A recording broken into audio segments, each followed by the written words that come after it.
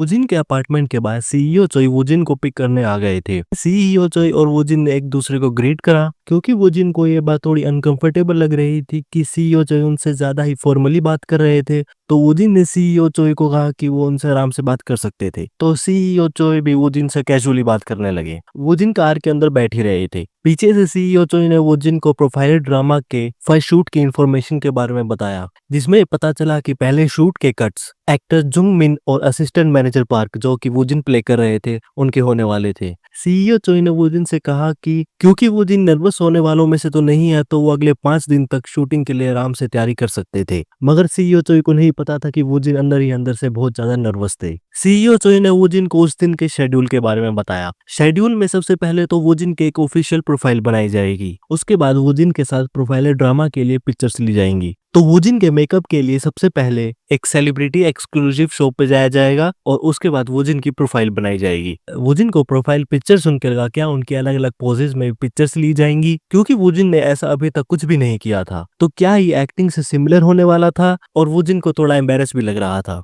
CEO चोई ने वुजिन को बताया कि उन्होंने बॉक्स मूवी का ऑडिशन का ऑफर डिक्लाइन कर दिया था, जिसकी वजह से मैनेजर डोमिन भी थोड़ा नाराज हो गए थे। वुजिन ने सीईओ चोई को ऑफर डिक्लाइन करने के लिए थैंक यू बोला। सीईओ चोई ने वुजिन को बताया कि क्योंकि उन्होंने ऑफर डिक्लाइन करने का कारण नहीं बताया था और उन्होंने बॉक्स मूवी एंटरटेनमेंट कंपनी का ऑफर मना कर दिया था, तो अब सीईओ चोई और वुजिन का इंप्रेशन उस एंटरटेनमेंट कंपनी की तरफ से खराब हो गया था। वुजिन ने सीईओ चोई से पूछा कि क्या वो ऑफर ऑडिशन के बाद भी मना कर सकते थे। सीईओ चोई ने बताया कि ऑफर स्टार्टिंग में ही मना कर देना एक अच्छा डिसीजन था, मगर वुजिन के लिए फ्यूचर में डायरेक्टर वू के साथ एक प्रोजेक्ट करना थोड़ा मुश्किल होने वाला था। भले ही सीईओ चोई की बात सही थी, लेकिन वुजिन एक अपग्रेड मूवी में काम करना नहीं चाहते थे और क्योंकि वुजिन वहां अपना कॉन्सेप्ट यूज कर रहे थे तो उन्होंने कहा उन्हें इस बात से कोई फर्क नहीं पड़ता था। तो सीईओ चोई को लगा कि वुजिन के लिए लेजेंडरी डायरेक्टर का लेबल कोई मायने नहीं रखता था। सीईओ चोई ने वुजिन से पूछा क्या उन्हें इन सब के अलावा किसी और चीज की जरूरत थी, तो वुजिन ने बताया कि उन्हें एक सूट की जरूरत थी। सीईओ चोई ने वुजिन से पूछा कि उन्हें एक सूट की जरूरत क्यों थी। सच तो ये था क्योंकि डायरेक्टर शिन ने उन्हें एक सूट लेने के लिए बोला था, मगर ये बात वो सीईओ चोई को नहीं बता सकते थे। तो उन्होंने सीईओ चोई को बताया कि वो ये सूट फिल्म फेस्टिवल में पहनने वाले थे। सीईओ चोई फिल्म फेस्टिवल सुन के हैरान हो गए थे।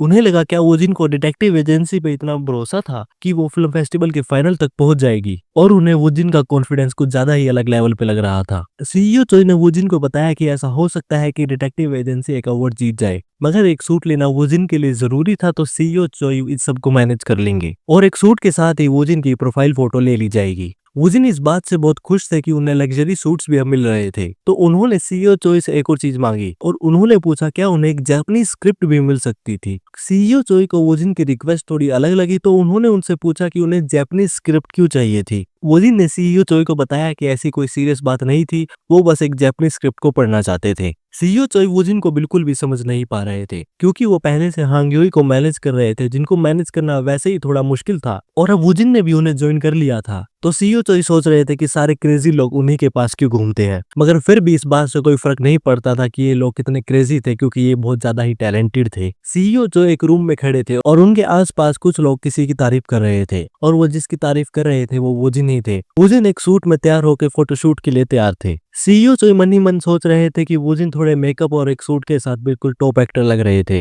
फोटोशूट के मेंबर ने सीईओ चोई को वुजिन की फोटोज दिखाई और उन्होंने उनसे पूछा कि वो कौन सी फोटो पिक करने वाले थे, और उन्होंने वुजिन की ये फोटो पिक कर ली थी। सीईओ चोई अपनी टीम के मेंबर को बता ही रहे थे कि वो वुजिन की ये फोटो बीडब्ल्यू एंटरटेनमेंट की वेबसाइट पे लगा दे, मगर तभी उनके पास मानवो का कॉल आ गया था। मानवो ने सीईओ चोई से वुजिन के बारे में पूछा और पूछा कि क्या वुजिन और किसी डायरेक्टर से अभी तक मिले थे। सीईओ चोई ने मानवो को बताया कि वुजिन को डायरेक्टर वू के अगले प्रोजेक्ट में काम करने का ऑफर मिला था, मगर वुजिन ने वो ऑफर मना कर दिया था, और ये बात मानवो सिर्फ अपने तक ही रखे। मानवो ने सीईओ चोई से ऑफर डिक्लाइन करने का कारण पूछा। सीईओ चोई ने मानवो को बताया कि वुजिन का ऑफर डिक्लाइन करने का कारण उनका इंट्यूशन था, और वुजिन ने स्क्रिप्ट के कुछ पेजेस ही पढ़े थे। तभी मानवो को याद आया कि वुजिन ने पहले भी अपने इंट्यूशन के बारे में बात करी थी, क्योंकि अभी तक प्रोफाइलर ड्रामा और डिटेक्टिव एजेंसी रिलीज नहीं हुए थे और कुछ भी पक्का नहीं था, मगर क्या ऐसा हो सकता था कि वुजिन अपने इंट्यूशन से अच्छे प्रोजेक्ट चूज कर सकते हो, और क्या ऐसा भी था कि डायरेक्टर वू की स्क्रिप्ट इतनी बेकार थी, क्योंकि अगर वुजिन डायरेक्टर वू का प्रोजेक्ट ज्वाइन करते तो वुजिन की वैल्यू एंटरटेनमेंट इंडस्ट्री में और ज्यादा बढ़ जाती।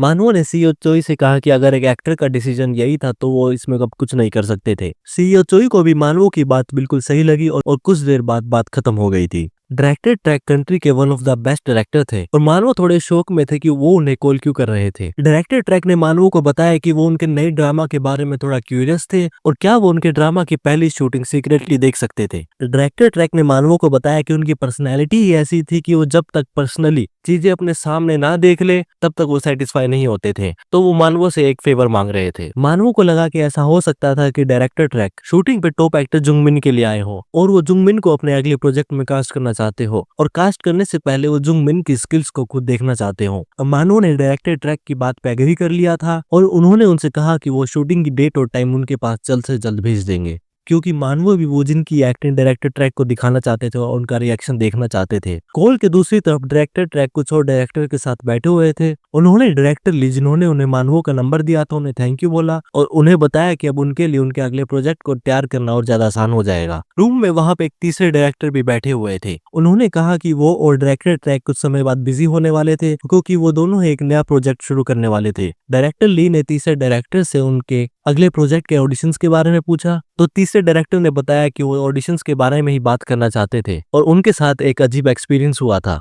और एक अनजान इंसान ने उनके ऑडिशन की इंसल्ट करी थी। यहाँ पे हमें पता चला कि वो तीसरे डायरेक्टर वू ही थे। डायरेक्टर वू ने बताया कि कोई उनके ऑडिशन की इंसल्ट कैसे कर सकता था और कम से कम उस इंसान को डायरेक्टर वू से पर्सनली मिलकर उनसे पोलाइटली बात करनी चाहिए थी। डायरेक्टर ली को डायरेक्टर वू की बात सही लग रही थी और उन्होंने डायरेक्टर वू से उस इंसान का नाम पूछा। डायरेक्टर वू ने बताया कि ये एक नया एक्टर था और उस एक्टर का नाम वोजिन था और उन्होंने डायरेक्टर ट्रैक और डायरेक्टर ली से भी कहा कि अगर ये एक्टर उनके पास आए तो वो वोजिन को रिजेक्ट कर दे। तो डायरेक्टर ट्रैक ने डायरेक्टर वू की बात को रिजेक्ट करते हुए और बताया कि ऐसा हो सकता था कि वोजिन के पास उनका ऑफर मना करने का कोई कारण होगा और डायरेक्टर ट्रैक बस यही चाहते थे कि उनके एक्टर अच्छी एक्टिंग करें। मगर डायरेक्टर वू को ये बात बिल्कुल गलत लगी और कहा कि ऐसे एक्टर को शुरू में ही उसकी जगह दिखा देनी चाहिए। मगर डायरेक्टर ट्रैक ने डायरेक्टर वू से कहा कि उनकी बात सुन के तो ऐसा ही लग रहा था कि यहाँ पे डायरेक्टर वू का ही कॉन्फिडेंस कम लग रहा था। डायरेक्टर वू ने डायरेक्टर ट्रैक से कहा कि वो उनसे कुछ ज्यादा ही रूडली बात कर रहे थे। डायरेक्टर ली बात को रोकने की कोशिश कर रहे थे लेकिन तभी वहां उनका फोन बजा। जब उन्होंने अपना फोन देखा तो वो हैरान हो गए थे और उन्होंने अपने साइड में बैठे डायरेक्टर ट्रैक के कान में कुछ कहा तो डायरेक्टर वू ने पूछा कि वो आपस में क्या बात कर रहे थे। डायरेक्टर ली ने उन्हें बताया कि उन्हें एक इंपॉर्टेंट काम हो गया था तो वो वहां से जा रहे थे। डायरेक्टर वू ने डायरेक्टर ट्रैक से पूछा कि वो उनसे क्या बात कर रहे थे तो डायरेक्टर ट्रैक ने डायरेक्टर वू से कहा कि उन्हें अनजान एक्टर की चिंता करने से पहले खुद के बारे में चिंता करने की जरूरत थी, क्योंकि इस समय उनकी खुद की जिंदगी बिखर रही थी तो उन्हें दूसरों की चिंता करने की तो जरूरत नहीं थी। जब डायरेक्टर वू ने फोन पे देखा कि उनके बारे में न्यूज पे आर्टिकल्स बहुत ज्यादा घूम रहे थे और आर्टिकल्स में लिखा था कि डायरेक्टर वू की डर्टी डीड्स यूट्यूब पे एक यूट्यूबर ने एक्सपोज कर दी हैं, तो डायरेक्टर वू हैरान हो गए थे और डायरेक्टर वू ने डायरेक्टर ट्रैक से कहा कि क्योंकि उन्होंने एक क्राइम करा था तो उन्हें उस क्राइम की पनिशमेंट मिलेगी ही और ये बात बोलकर वो वहां से चले गए। डायरेक्टर वू का फोन वहां पे तेजी से बजने लगा था। उनके पास बहुत ज्यादा मैसेजेस आ रहे थे और बहुत ज्यादा कॉल्स आने लग गए थे। दूसरी तरफ यहाँ वो जिन प्रोफाइलर ड्रामा के शूट पे आ चुके थे। स्टाफ मेंबर और बाकी सब शूटिंग की तैयारी कर रहे थे। जब वो जिन वहां पहुंचे और उन्होंने जब शूटिंग की बिल्डिंग देखी वो बिल्डिंग का साइज देख के हैरान हो गए थे। डायरेक्टर ट्रैक भी वहां शूटिंग देखने आए हुए थे। जब डायरेक्टर ट्रैक ने वोजिन को थोड़ा नर्वस देखा तो उन्हें ऐसा लगा कि वोजिन पहली बार एक लार्ज फिल्म साइट कॉम्प्लेक्स पे आए थे। डायरेक्टर ट्रैक के लिए भले ही वोजिन बाहर से एक एक्टर दिख रहे थे लेकिन वोजिन की हरकतों से वो उन्हें एक नौसिखिया ही लग रहे थे और डायरेक्टर ट्रैक ने वोजिन की तरफ देखते हुए कहा कि ये नया एक्टर अपनी नर्वसनेस में शूटिंग में कोई गलती ना कर दे। मानवो ने भी वहां डायरेक्टर ट्रैक को देख लिया था और मानवो भी शूटिंग के टाइम डायरेक्टर ट्रैक का रिएक्शन देखना चाहते थे। मानवो सीईओ चोई के पास गए और उन्होंने सीईओ चोई को कांग्रेचुलेट करा क्योंकि बीडब्ल्यू एंटरटेनमेंट में पहले से टॉप एक्टर हांग यूई थी और अब वोजिन ने भी उन्हें ज्वाइन कर लिया था। सीईओ चोई ने मानवो को बताया कि एक तरह से तो वो सही कह रहे थे मगर क्योंकि हांग यूई और वोजिन दोनों ही बहुत ज्यादा टैलेंटेड एक्टर्स थे तो सीईओ चोई का भी काम बढ़ चुका था और मानवो और सीईओ चोई दोनों ही वोजिन के फ्यूचर के बारे में क्यूरियस थे। और मानवो ने सीईओ चोई से फिर से पूछा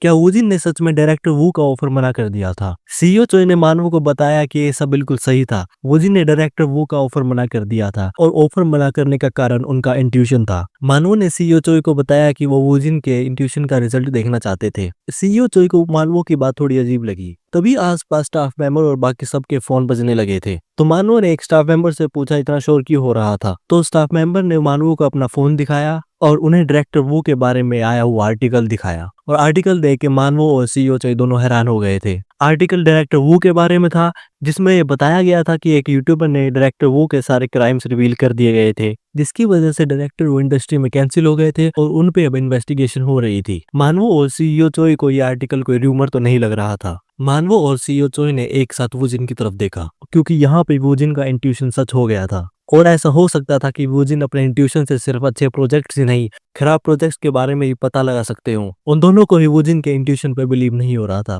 दूसरी तरफ वूजिन ये सोच रहे थे कि वो दोनों उन्हें क्यों देख रहे थे। कुछ देर बाद वूजिन ने भी अपने फोन पे डायरेक्टर वू के बारे में आर्टिकल देख लिया था और अब उन्हें पता चल गया था कि स्क्रिप्ट का ग्रेड FQ था। अचानक से मानवो और सीईओ चोई वूजिन के पीछे आ गए थे और आते ही मानवो ने वूजिन से पूछा कि क्या उन्हें डायरेक्टर वू के बारे में पता था और क्या इसीलिए उन्होंने उनका ऑफर मना कर दिया था। सीईओ चोई भी वूजिन से इस बात की एक्सप्लेनेशन मांग रहे थे। वूजिन को भी ये बात बिल्कुल अजीब लग रही थी और उन्हें लग रहा था वो अपने इंट्यूशन से एक तरह से फ्यूचर को प्रिडिक्ट कर सकते थे, क्योंकि ये वूजिन को इतनी बड़ी बात नहीं लग रही थी और वूजिन सच नहीं बता सकते थे। तो उन्होंने मानवो और सीईओ को बताया कि ये सिर्फ एक इत्तेफाक की बात थी। सीईओ चोई ने भी कहा कि ये इत्तेफाक तो था, मगर इत्तेफाक की टाइमिंग कुछ ज्यादा ही अच्छी थी। मानवो को भी लग रहा था वूजिन का इंट्यूशन एक इत्तेफाक ही होगा, मगर वूजिन का रिएक्शन आर्टिकल को लेके बाकी सबसे बिल्कुल अलग था। मानवो को वूजिन का रिएक्शन देख के ऐसा लग रहा था कि ये सब वूजिन के लिए कोई बड़ी बात नहीं थी और ऐसे न्यूज और आर्टिकल वूजिन के लिए रोज की बात थी। मानवो ने वूजिन को बताया कि उस दिन का आधे दिन का शेड्यूल असिस्टेंट मैनेजर पार्क के लिए था और अगले दिन बाकी सपोर्टिंग रोल और अदर लीड्स शूटिंग को ज्वाइन करने वाले थे। तो आज की शूटिंग वूजिन और मेन लीड जुंगमिन के साथ होने वाली थी। वूजिन ने भी मानवो से कह दिया था कि वो शूटिंग के लिए बिल्कुल तैयार थे। मानवो वूजिन से कह ही रहे थे कि वो अपने मेकअप और आउटफिट के लिए शूटिंग से पहले तैयार हो ही सकते थे। तो उन्होंने वूजिन से उनके स्टाइलिस्ट के बारे में पूछा। सीईओ चोई ने बताया कि वो आज वूजिन से उन्हें इंट्रोड्यूस कराने वाले थे। सीईओ चोई ने पीछे से स्टाइलिस्ट और मेकअप मैन को बुला लिया था और उनका इंट्रोडक्शन वूजिन से करवा दिया था।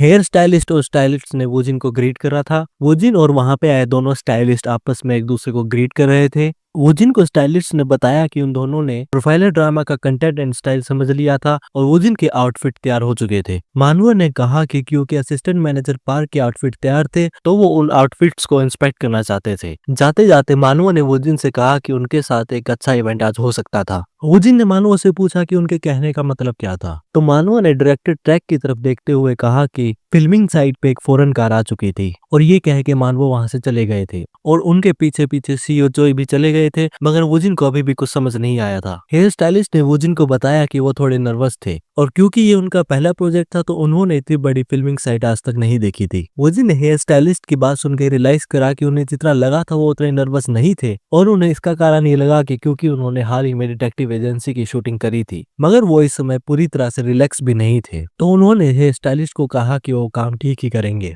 और वूजिन के दिमाग में एक सवाल आया कि डिटेक्टिव एजेंसी की शूटिंग कैसी चल रही थी। दूसरी तरफ वहाँ डायरेक्टर शिन और एडिटर डिटेक्टिव एजेंसी की एडिटिंग कर रहे थे। डायरेक्टर शिन अभी भी एडिटिंग में चेंजेस करा रहे थे, तो एडिटर ने डायरेक्टर शिन से कहा कि वो डिटेक्टिव एजेंसी की एडिटिंग तीसरी बार कर रहे थे और डेडलाइन में इतना समय नहीं बचा था। तो डायरेक्टर शिन ने एडिटर को कहा कि क्योंकि एक्टर्स ने इतनी अच्छी एक्टिंग करी थी तो डायरेक्टर एडिटिंग के टाइम पे आलस तो बिल्कुल नहीं कर सकता था। एडिटर को डायरेक्टर शिन की बात भी सही लग रही थी, तो डायरेक्टर शिन ने और एडिटिंग के चेंजेस करवाने शुरू कर दिए थे। डायरेक्टर शिन एडिटिंग में पूरी कोशिश कर रहे थे कि भले ही एडिटिंग परफेक्ट ना हो सके, मगर वो एडिटिंग प्रॉपरली पूरी करना चाहते थे और इसका कारण सिर्फ ये था क्योंकि वो वूजिन को अपनी एडिटिंग से डिसअपॉइंट नहीं करना चाहते थे। और अब ब्लैक स्क्रीन के अंदर डायरेक्टर शिन की एडिटिंग से डिटेक्टिव एजेंसी का ग्रेड B+ से बदल के A हो चुका था। दूसरी तरफ एक्टर जुंगमिन की कार के अंदर जुंगमिन ने अब स्क्रिप्ट साइड में रख दी थी। स्क्रिप्ट की कंडीशन देख के साफ साफ पता चल रहा था कि जुंगमिन ने स्क्रिप्ट के साथ पूरी प्रैक्टिस करी थी और अब जुंगमिन शूटिंग की तरफ जा रहे थे। क्योंकि स्क्रिप्ट रीडिंग के समय जुंगमिन असिस्टेंट मैनेजर पार्क की एक्टिंग से डोमिनेटेड फील कर रहे थे, तो वो शूटिंग के समय ऐसा बिल्कुल भी नहीं होने देने वाले थे। क्योंकि वो ड्रामा में प्रोफाइलर का रोल प्ले कर रहे थे,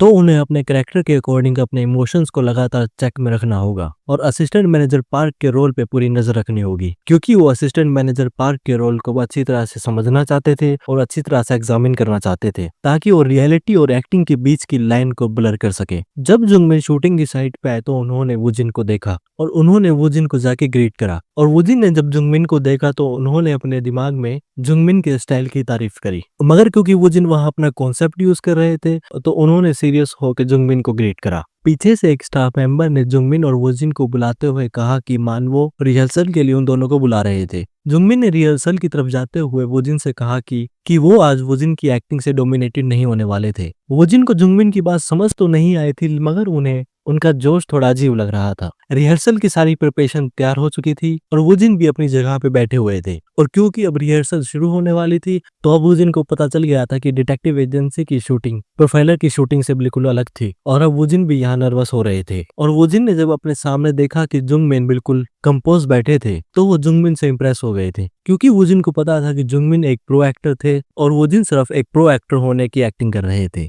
वोजिन अपने आप को शांत करने की कोशिश कर रहे थे, तो तभी वहां स्टाफ मेंबर आ गए थे और उन्होंने वोजिन को हैंडकफ पहना दिए थे, और उन्होंने वोजिन को बताया कि ये हैंडकफ इस सीन के प्रोप्स थे। प्रोफाइलर ड्रामा के पहले शूट के सीन के अकॉर्डिंग असिस्टेंट मैनेजर पार्क खुद को पुलिस में सरेंडर करने आए थे। प्रोफाइलर ड्रामा के मेन कैरेक्टर जुंगमिन प्ले कर रहे थे, जो कि एक प्रोफाइलर का रोल प्ले कर रहे थे, और स्टोरी के according profiler assistant manager park को काफी समय से इन्वेस्टिगेट कर रहे थे, और इस सीन में प्रोफाइलर और असिस्टेंट मैनेजर पार्क दूसरी बार मिले थे, और क्योंकि यहाँ पे वोजिन अरेस्ट हुए थे तो इसलिए उन्हें हैंडकफ पहनाए थे। वोजिन धीरे धीरे अपने रोल में आ रहे थे। पीछे से जैसे ही डायरेक्टर ने एक्शन बोला वोजिन के एक्सप्रेशन बदल चुके थे और वो असिस्टेंट मैनेजर पार्क के रोल पे आ गए थे, और असिस्टेंट मैनेजर पार्क ने यहाँ अपनी पहली लाइन बोली थी जिसमें उन्होंने प्रोफाइलर से पूछा कि वो उनकी मदद कैसे कर सकते थे, तो प्रोफाइलर ने कहा कि वो सब कुछ जानना चाहते थे। तो असिस्टेंट मैनेजर पार्क ने प्रोफाइलर से पूछा कि क्या आज उन्होंने ब्रेकफास्ट कर लिया था, और वो अलग अलग डिशेस के नाम बताने लगे जो वो खाना चाहते थे। असिस्टेंट मैनेजर और नाम बोल ही रहे थे तो प्रोफाइलर ने उनसे कहा कि उन्होंने सुना था कि उनकी एक बड़ी बहन थी जिन्होंने सुसाइड कर लिया था। मैनेजर पार्क ने प्रोफाइलर से कहा कि वो सही कह रहे थे और उनकी एक बड़ी बहन थी, और ये बोलते हुए मैनेजर के एक्सप्रेशन थोड़े डार्क हो गए थे। तो प्रोफाइलर ने उनसे माफी मांगी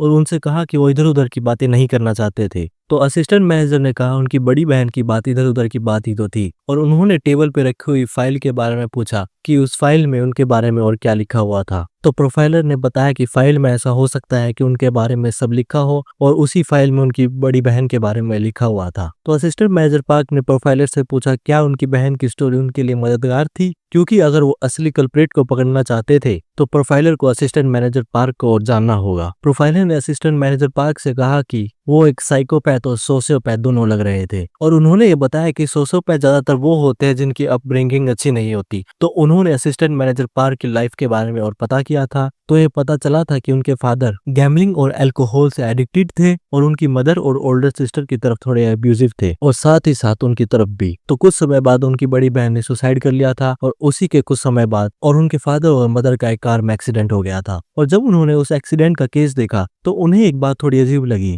कि असिस्टेंट मैनेजर पार्क की मदर तो कार के अंदर ही पास आउट हो गई थी, मगर उनके फादर कार से निकल गए थे और थोड़ी दूर घिसड़ने के बाद पास आउट हो गए थे, और उनके फादर की बॉडी को देख के ऐसा लग रहा था कि कुछ इंजरीज एक्सीडेंट के बाद भी हुई थी। क्योंकि केस में कोई भी प्रूफ नहीं मिला था तो केस जल्द ही बंद हो गया था, और प्रोफाइलर को ऐसा लग रहा था असिस्टेंट मैनेजर पार्क अपने जन्म से एक साइकोपैथ थे और अपनी खराब अपब्रिंगिंग के साथ एक साइकोपैथ में बदल चुके थे, और ऐसा हो सकता था कि वो अपने फादर के मर्डर से एक साइकोपैथ बने हो। तो असिस्टेंट मैनेजर पार्क ने प्रोफाइलर से कहा कि उनके जितने भी काम थे वो पब्लिक में सबको पता थे। असिस्टेंट मैनेजर पार्क के एक्सप्रेशन और ज्यादा डार्क हो गए थे, और उन्होंने ये सवाल किया कि क्या प्रोफाइलर को सच में यही लगता है कि क्या जो लोगों को पता था क्या वही पूरी कहानी थी। और यहाँ पे सीन खत्म हो गया था। रिहर्सल खत्म होते ही जुंगमिन के एक्सप्रेशन भी थोड़े डार्क हो गए थे और मान वो हैरान हो गए थे। स्टाफ मेंबर्स के बीच में खड़े हुए डायरेक्टर ट्रैक भी बिलीव नहीं कर पा रहे थे कि क्या ये वही नौसिखिया एक्टर थे जिन्होंने उन्हें सुबह देखा था, क्योंकि वो देख सकते थे जुंगमिन पूरी कोशिश कर रहे थे कि वो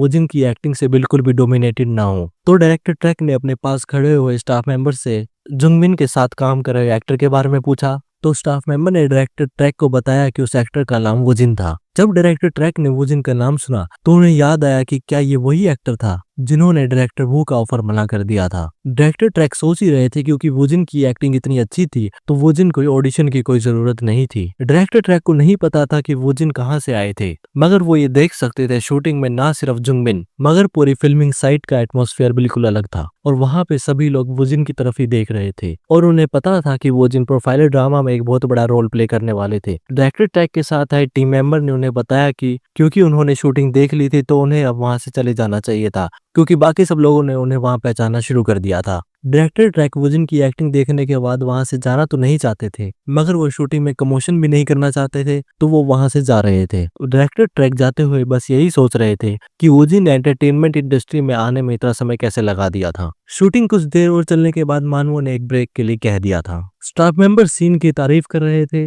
मगर वो दिन लगातार शूटिंग करने के बाद थक चुके थे और वो दिन रियलाइज कर रहे थे कि प्रोफाइलर ड्रामा की शूटिंग डिटेक्टिव एजेंसी से बिल्कुल अलग थी और बहुत ज्यादा फास्ट पेस थी। मगर वुजिन को वहां बैठे बैठे थोड़ी ठंड भी लग रही थी। जब जुंगमी ने वुजिन को थोड़ा कांपते हुए देखा तो उन्होंने वुजिन से कहा कि क्योंकि असिस्टेंट मैनेजर पार्क का रोल एक डार्क रोल है, तो उसके इमोशन से निकलना इतना आसान नहीं है। वुजिन सोच ही रहे थे कि जुंगमिन आखिर क्या बात कर रहे हैं, तो उन्होंने जुंगमिन को बताया कि ऐसा कुछ नहीं था और उन्हें बस थोड़ी ठंड लग रही थी। तो जुंगमिन ने वुजिन से कहा कि इमोशन रिकवरी एक्टर समय के साथ सीखी जाता है और वुजिन को ये बात छुपाने की कोई जरूरत नहीं थी। और क्योंकि उन्होंने स्क्रिप्ट रीडिंग के बाद ये देखा था कि वो आफ्टर पार्टी में नहीं आए थे क्योंकि वो अपने इमोशंस रिकवर कर रहे थे। वुजिन को समझ नहीं आ रहा था कि जुंगमिन उनकी बात मान क्यों नहीं रहे थे और उनके कांपने का कारण बस ये था क्योंकि उन्हें ठंड लग रही थी। और वो स्क्रिप्ट रीडिंग के बाद आफ्टर पार्टी में इसलिए नहीं आए थे क्योंकि वो गलती से सो गए थे। क्योंकि वुजिन ने ये देख लिया था कि उनके सच बोलने के बाद भी कोई उनकी बात नहीं मान रहा था, तो उन्होंने जुंगमिन को अंडरस्टैंडिंग के लिए थैंक यू बोला। और वुजिन ये सोच रहे थे कि उन्होंने जब जुंगमिन से बात करी क्या वो अपने कॉन्सेप्ट का इस्तेमाल कर रहे थे और उन्होंने अपना जवाब सीरियस और कूल मूड में दिया था या नहीं दिया था। सब्सक्राइब।